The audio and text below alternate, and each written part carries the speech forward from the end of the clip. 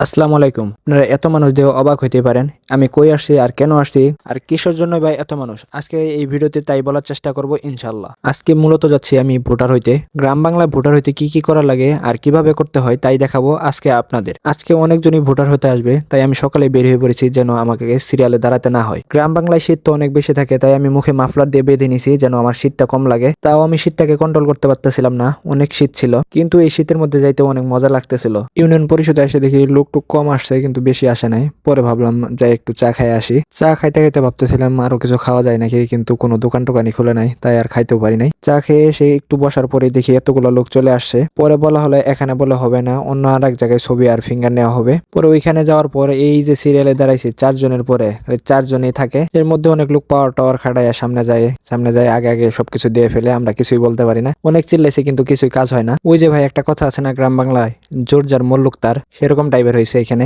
দীর্ঘ 3-4 ঘন্টা দাঁড়ানোর পরে পরে সবকিছু দিতে পারি, কিন্তু ভিতরে ভিডিও করতে দেয় নাই আমাকে, তাই আমি আর ভিতরে ভিডিও করতে পারি নাই। সকালে গেছি বলে এত তাড়াতাড়ি আসতে পারছি। তো আজকের ভিডিওটা এই পর্যন্তই। সবাই ভালো থাকবেন আর আমার জন্য দোয়া করবেন।